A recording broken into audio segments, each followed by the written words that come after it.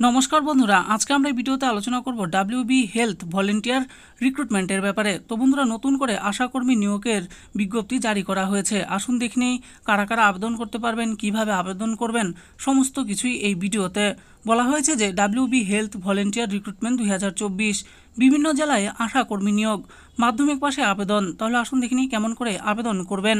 পশ্চিমবঙ্গ রাজ্য সরকারের তরফ থেকে প্রকাশ্যে এসেছে নতুন চাকরির ঘোষণা, যেখানে জোর দেওয়া হয়েছে মহিলাদের কর্মসংস্থানের ওপরে। সময় বদলেছে, বেড়েছে মহিলাদের মধ্যে কাজ করার প্রবণতা।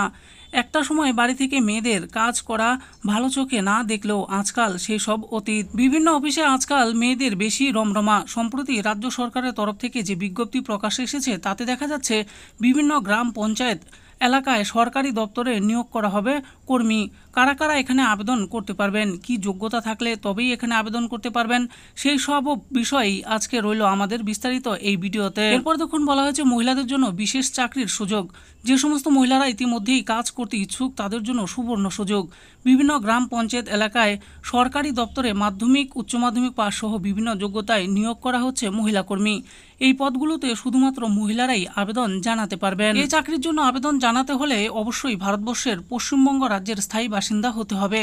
তবে কোন কোন জেলা থেকে আবেদন জানাবেন, কিভাবে করবেন আবেদন, মাসিক বেতন কত থাকবে, আসুন সমস্তটাই দেখে নেই। দেখুন বলা হয়েছে রাজ্যে নিয়োগ করা হতে চলেছে আশাকর্মী।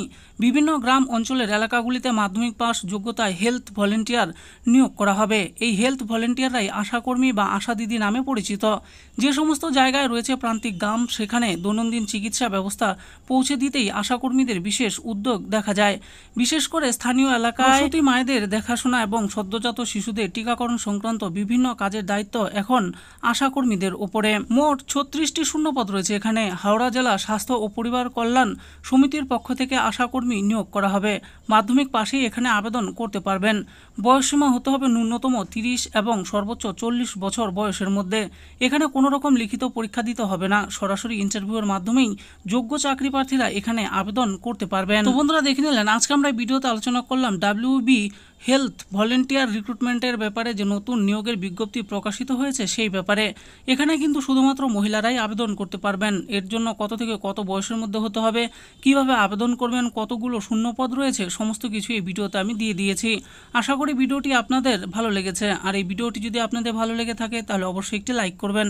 আরও এরকম নিত্য নতুন চাকরির ব্যাপারে জানতে হলে আমাদের এই চ্যানেল জব ফর ইউ চ্যানেলটিকে অবশ্যই সাবস্ক্রাইব করবেন। আর এই ভিডিওটি দেখার জন্য আপনাদের সকলকেই অসংখ্য ধন্যবাদ।